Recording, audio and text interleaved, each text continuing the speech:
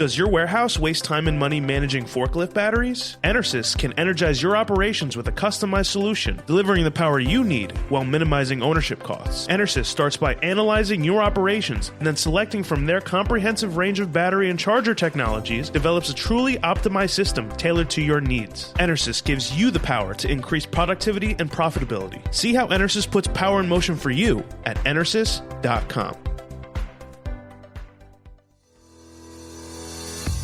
With e-commerce off the charts, many small and growing warehouses are asking, how can I get ahead when my warehouse is barely keeping up? The answer is future-ready warehouse tech from Zebra Technologies. Warehouses can simplify and upgrade all processes, from automated inventory management to hands-free picking, with Zebra's tailored, scalable mobile solutions. They're simple and intuitive. There's never been a better time to upgrade for success with Zebra. How can your warehouse get ahead? The answer's in black and white. Get the answers at zebra.com/theanswer. That's zebra.com/theanswer.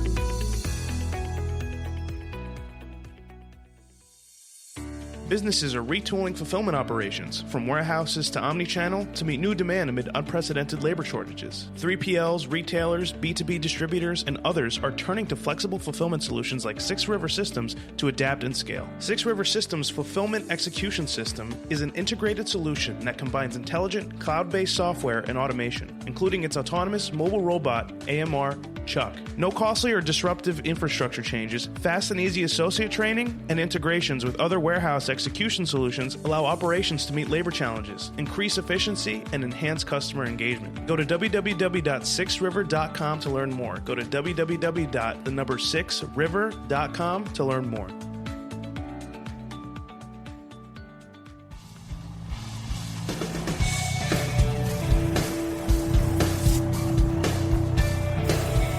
The New Warehouse Podcast, hosted by Kevin Lawton, is your source for insights and ideas from the distribution, transportation, and logistics industry.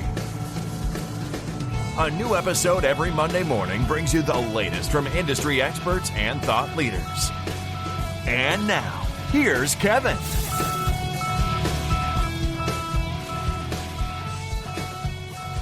Hey, it's Kevin Lawton with the New Warehouse Podcast, bringing you a new episode today.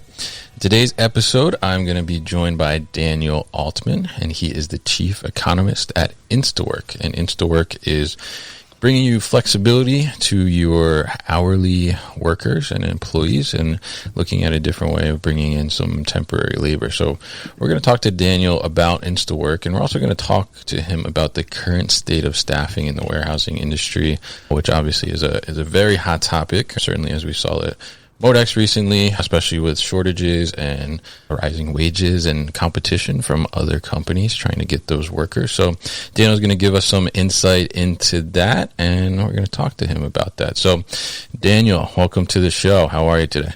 I'm great, Kevin. Thanks for having me. Definitely. Happy to have you on. Happy to talk about this topic. I think it's something that is at the top of everybody's mind, and if you're working in warehousing, you're definitely dealing with it almost on a daily basis, I can imagine. So tell us a little bit about Instawork before we dive into the details here. Instawork is a platform for flexible work. We connect people who do in-person hourly work with local businesses across the United States and Canada. We work in a large variety of industries, and transportation, warehousing, logistics is a big area for us, has been really since the pandemic began. We operate over thousands of businesses, and we have about 2 million professional workers on our platform right now. Wow. So we're really trying to create a labor market that allows for a high degree of flexibility in terms of the timing of shifts that people pick up and the roles they take, the industries they work across, and even geographically. All right, great. And certainly flexibility, I think, is something that we need. You mentioned that you guys work across a lot of different industries, but obviously we're focused on the warehousing industry. And I can speak from experience. I mean, the flexibility is something that's very much needed in our industry because, we know, especially when it comes to e-commerce and things of that nature, we don't know if today, everybody's going to wake up and they're going to decide that they want to order Q-tips, and we're going to have a rush on Q-tips going out the door, right? So we need to have that flexibility in hiring and staffing and to deal with peaks and all those different things. So why don't you talk to us a little bit about the kind of the current state of staffing in the warehousing industry as you see it, being the chief economist at Instawork? We're seeing more and more use of platforms like ours. Staffing agencies in general have been a growing part of this. They probably account for more than 20% for many roles in warehouses right now for the staffing. And so, it's kind of an interesting thing because there's been this trend in the industry overall of moving toward third-party logistics, right? A lot of outsourcing. And so we're actually seeing outsourcing of the staffing too. So it's sort of third-party squared right now. And we see demand for flexible workers across a large variety of roles, from entry-level warehouse associates to admin people, forklift drivers. It's something that I think warehouse businesses, which traditionally have been fairly cautious in how they approach different parts of staffing and other aspects of their companies, have been dipping their toes more and more into. Obviously, there are big challenges right now. The demand for this kind of labor has just been increasing very steadily during the pandemic. We've seen Amazon hiring, more than 500,000 people, I think, at this point. Insane. Since we began. And so, flexible work becomes a really important possibility for filling those gaps. Yeah, it's very interesting, and I think it's been crazy. I mean, as a warehouse manager myself, dealing with trying to get people during the pandemic has just been crazy with everything going on. And then on top of it, lots of competition from people like you mentioned, Amazon taking up 500,000 of the potential warehouse employees out there, right? I mean, it's hard to keep up with that. And I think adding that flexibility like Instawork does is certainly something that can be beneficial. So I'm curious, in the current state, people need to get creative in terms of hiring. So when we look at potentially hiring like full-time W-2 employees, right, versus hiring the flexible workers, which would be like a 1099 worker, right? So how do people kind of make that, I guess, determination that they need to pivot in that sense? And what are you guys seeing is like that point where they decide like, okay, they need to go to a more flexible type of model? That's a great question. I think a lot of that decision between 1099 versus W-2, more of a freelance contract work versus more of a permanent employee, comes down to the practices that have already existed at the business. Businesses that have tended to hire W-2 will tend to keep hiring W-2, and it takes a little bit of a push for them to start using flexible work and 1099 employment. We offer both on our platform. We offer 1099 work, and we can also set up W-2 through an affiliate. And I think that right now we're getting into one of those moments in the business cycle and the labor market as a whole where the pressure is so intense that if the only way you can fill a job is with a flexible worker and you don't know how long you're going to need that person, then 1099 is really becoming a more attractive alternative. Yeah, I think it's interesting. And I think that flexibility is certainly something that is great for an operation and a warehouse standpoint, because I think there is so many kind of uncertainties now within the warehousing industry with the way that the supply chain has been impacted by the pandemic, and still feeling those effects, because you see things like you get all of a sudden the containers are backed up at the port, so you have like a drought in containers in your building. Then all of a sudden a bunch get released and now you're like flooded. So it's like 1 week you don't need extra headcount, and then the next week it's like you need to double headcount to try and get all that stuff through, and then get it picked and fulfill all the back orders that you have. So it's a great thing to be able to have that flexibility, and I think be able to react quickly in that sense, because onboarding, bringing on a W-2 employee can take quite a bit of time, right? So I'm curious now on the employee side or the worker side, I guess the flexible worker side, are you seeing, and is the reaction to this kind of shift to more flexible model, is the worker more receptive to that flexibility in this sort of kind of gig economy that we've been developing? We'll be back after a quick break. You hear a lot about supply chains these days, because if the past couple years have taught us anything, it's that an efficient, well-managed supply chain is absolutely critical to keeping businesses successful and consumers happy. I'm Will Haywood, and I host a podcast called All Business, No Boundaries, where we talk about supply chains, how they work, what happens when they don't, and the innovations that are redefining what's possible in the world of logistics. Join me for insightful interviews with thought leaders and industry experts. We discuss how optimizing supply chains can break down the barriers that are holding businesses back. That's All Business, No Boundaries by DHL Supply Chain. Listen and subscribe wherever you get your podcasts.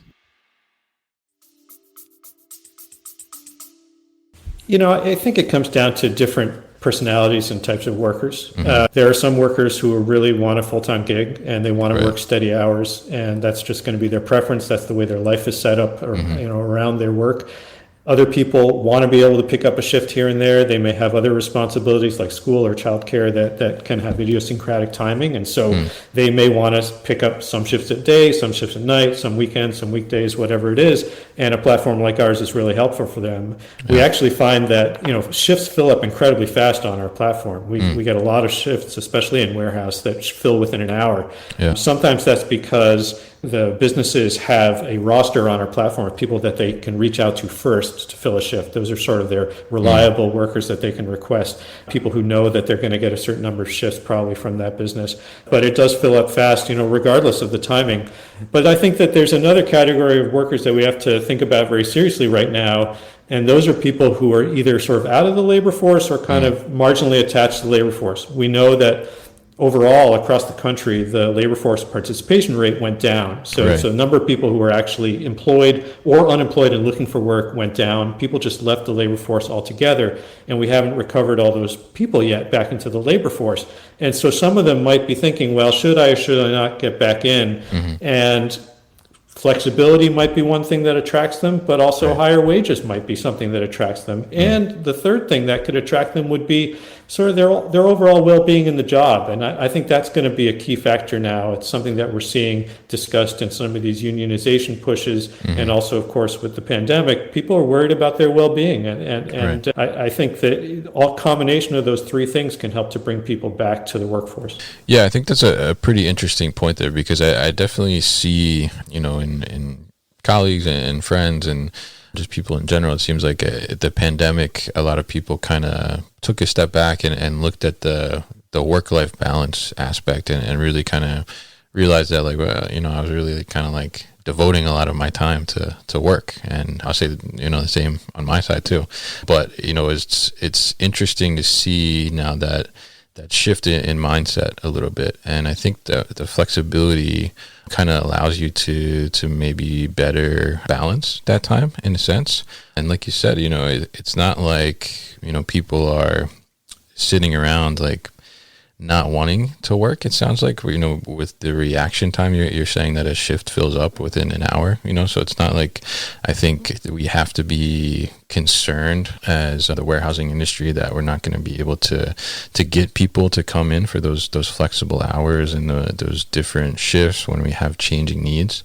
But it's interesting to see that, as people are coming back, they're being a little more mindful of the time that they're spending at work and those periods that they're devoting to, that work-life balance. So with that being said, you mentioned in there that, we're still seeing people that are still coming back to the workforce and still entering and figuring out, how are they going to, I guess, continue on and what they're going to do in that sense. So obviously, we're still dealing with this staffing shortage that's out there. And, I was at Modex in March, and, that was probably the number one thing that I would say that everyone was talking about, is how are we going to deal with this labor shortage in the material handling industry? And, a lot of the answer is automation and all these different types of things, bringing in robots, et cetera. But from a staffing standpoint, we still need human workers. So where are we at, do you think, and this may be a big question, but where are we at in the staffing shortage? Do you think that we're going to see kind of a plateau soon where it won't be such a hard thing to fill all these jobs, or do you think this is going to be ongoing? Let's break it down into a few different parts. Okay. Sure. So first, let's do the COVID part first, because I think that's kind of the thing that's most separate from the other factors. Right. If we look across reasons for cancellations of shifts going back through the last year, we saw in warehouse work a big peak in sort of November, December, where we had about 17% of call outs related to medical reasons. Now, it could have been COVID, could have been something else, but we think COVID is a big part of that. Right. So, we'd never seen a number that big before, and that was really the Omicron wave, which was spreading very quickly, knocking a lot of people out of the workforce. We saw that go down, but now in May, we're seeing it over 16% again for the first time since January. And, we think that it could be a number of things. It could be other medical reasons. People are taking their masks off. They might be getting colds and who knows what. But we think that we're seeing more of this COVID surge again. It's kind of gradual this time instead of a big spike. So that's going to keep putting pressure on the workforce for a little while, I think. Now, the other things that are going on, there's this long-term trend of Amazon pushing its way into markets and offering high wages. They also have some of the highest injury rates in the industry, so you have to ask yourself, that was a big topic recently. What are you getting paid for, right? Is your overall well-being better than if you work somewhere else? But they're putting pressure, even if they were just hiring people, regardless of what they paid. They would be adding demand for labor, and that's going to put pressure on wages. And then that's kind of bumping up against this other thing that's going on, which is warehouse work has become a fairly low margin industry. It's not a hugely profitable thing. It's the part of the supply chain that might be the least profitable in some ways. And so when these other factors are pushing wages up, how much room to maneuver do you really have as a warehouse operator? And I think what we're seeing it in our data, we host all these transactions on our platform, so we know what the pay rates are. And the pay rates really have been kind of stagnant since last summer. We just haven't seen, despite these spikes in and labor shortages, we haven't seen big increases in hourly pay. And I think a lot of businesses may be at their max, and they're kind of waiting for other factors that affect the profitability of their business to catch up. So I understand the interest in technology. That's something that we see as more like a 10 or 20 year trend. Right? It's going to happen gradually. There were some apocalyptic predictions of joblessness in the warehouse industry, and that obviously hasn't happened because of the pandemic, but also because you can't adopt robots and other technologies instantly overnight, right? It's something that takes a little bit of time. And as a result of that, I think a lot of these warehouse businesses are under tremendous pressure because they can't necessarily pay higher rates, but they're facing all these other factors that mean that they would have to pay higher rates to bring people back in the door. So what else can they offer them? Maybe they can offer them flexibility, maybe they can offer them better and safer working conditions, and that would start to help. But I think there's going to be pressure for quite some time to come. Yeah, I think there's an interesting point in there, and you have a great point about the automation and robotics factors, that it's not something that you can just drop into your warehouse overnight. It takes at least a couple months to get some real kind of deployment going and making sure your operation is, especially if you're starting from scratch on that side of things with technology, it takes a while to get you optimized to the point where you're good for that. So it's a very interesting point though about how some of these larger companies, like you mentioned Amazon a couple times, obviously they're the big one in the warehousing world, right? So, and they're sucking up so much labor, and they have the resources to be able to pay more. And like you mentioned, the margins are tight when it comes to warehousing, and oftentimes, even though in the supply chain itself, it's really kind of the last time your product is touched by your company before it gets to the customer. Oftentimes, it's where you try and squeeze your cost the most. So it it's interesting to see how, Amazon has obviously this, huge bank that they can just, pull cash out of and offer to employees, sign-on bonuses, higher wages, things like that to bring them in. But like you mentioned, you see some of the negative impacts of doing that kind of thing, rushing through this. And, obviously the safety topics have been a big topic in the news lately, especially in the last couple of months or so around the Amazon and the actual numbers that they have in terms of injury rate is pretty staggering. But, with that being said, for the small to medium-sized businesses, it's hard to compete with that. And it's hard to bring wages to a higher level. I know, like, from personal experience, I mean, we opened a new warehouse in, I think it was like 2018, and just from 2018 to like 2021, the starting wage went up by like almost like $7 just to get somebody interested in the door. And I mean, that's like a huge leap in just a couple of years, I would say. But, with that being said, I think when you have these flexible worker situations, you're able to test the market a little bit too and see the reactive nature of the wages and where you can be at and where you can get people interested in it. And it's also a chance, I think, as, a warehouse operator to give you almost like a trial run with an employee potentially that may end up being a long-term fit. Whereas, if you go through the whole W-2 process, you may bring somebody on and then we're talking about these higher wages, you may end up bringing them on, and then a month later, they see Amazon has a sign like $2,000 sign-on bonus or something crazy, and they're out the door like for a little bit extra money. So it's a very interesting point there, and I found it interesting that you said that from the data you guys have seen that wages have been pretty stagnant since last summer. So I'm curious. There was like a big push, at least I saw in my area here in New Jersey, where, warehouses, they had signs out with sign-on bonuses, starting wage of this high and all these different things. Are you seeing that some of those kind of incentives and different higher wage tactics to get employees in is really kind of settling down? And is it calming down a little bit for, the smaller, medium-sized businesses to be able to sort of compete for staffing again? Well, we have a kind of limited view of it because we don't see the entire market. We don't know exactly, which of those bonuses are being offered that are not going through our platform. What we're seeing is from the end of the summer, that was pretty much the final period of durable increases in hourly pay. We saw maybe some temporary spikes since then, but in terms of the ones that have kind of stuck, it was really towards the end of the summer, early fall that we saw the end of that.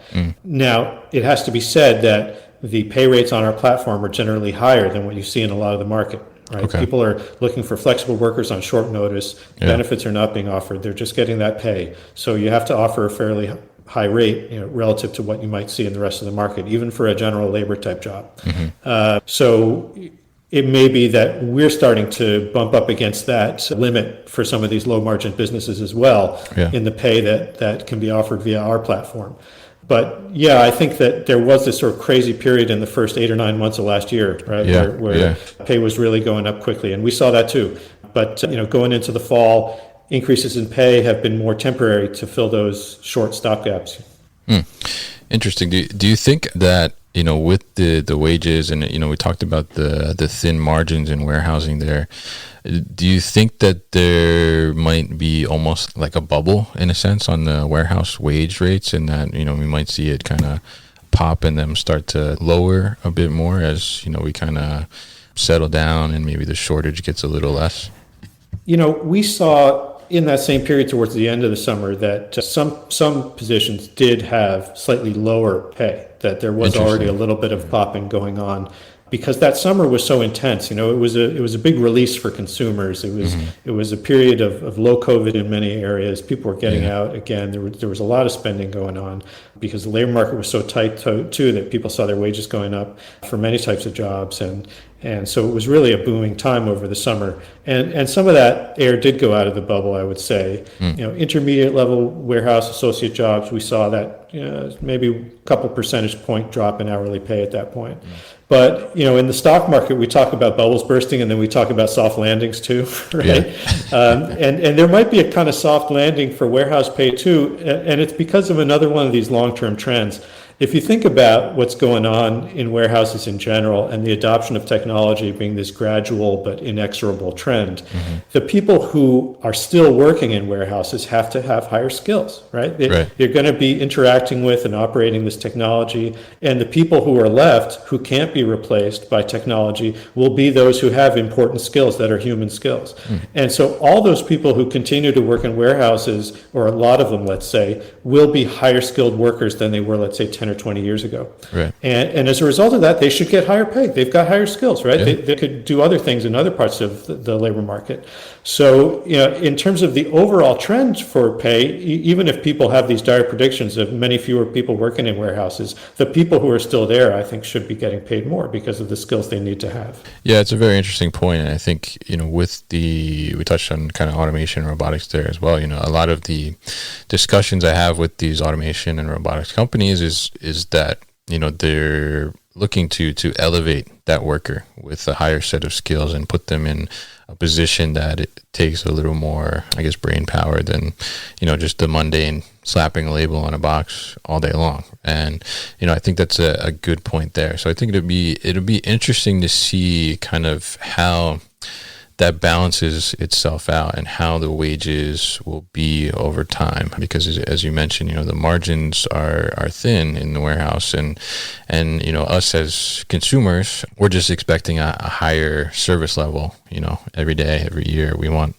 product to get to us faster when we order it online, but we don't necessarily want to pay more for that to happen, right? So the margins kind of stay the same, but the service level needs to increase and be at a higher performance level. So I think it is very interesting to hear about these different insights from you, Daniel, and I think it'll be interesting to see, how things continue to go, especially now as it seems we're kind of on the final tail end of the pandemic, I would say. Hopefully, I'm not trying to jinx anything here, but it seems like, we're somewhat getting back to normal. So it'd be interesting to see, as you mentioned, those people who are still, thinking about entering the workforce again, start to come in, and how does that help us to address these shortages? And then over time, where do we kind of stabilize and find that balance, or will we kind of always be trying to fill these up? But obviously,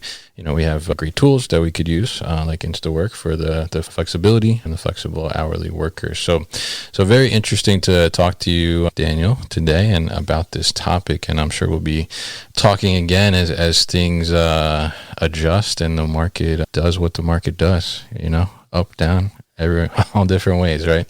So if people want to find out more information about Instawork, how can they do that? They can just come to instawork.com. That's the easiest way. We've got a great website that has lots of information, both for professionals who want to do that in-person hourly work, and also for our potential business partners who want to learn about using the platform. And we have a fantastic staff that will take business partners through every step of the way, prepare them, let them know about all the tools we have, how to book people on a flexible basis, on a long-term assignment, how to have them on a roster so they can request them. We have all these different opportunities. And really what that does is it allows, as you said, for a business to kind of try before you buy, right? Actually, for the worker too, right? They can both try out the relationship and see if it's a good fit, and then, move from one shift at a time to a longer-term assignment, and then maybe a permanent position. So come over to instawork.com. We also have a blog where we publish a lot of our economic research. So if you're interested in some of the issues that we've been discussing today, like changes in wages, how it's affected in the labor market overall, then we got plenty of stuff about that too. All right, great. And we'll put all that information at thenewwarehouse.com as well. So Daniel, thank you once again for your time on the show today. You've been listening to the New Warehouse Podcast with Kevin Lawton. Subscribe and check us out online at thenewwarehouse.com.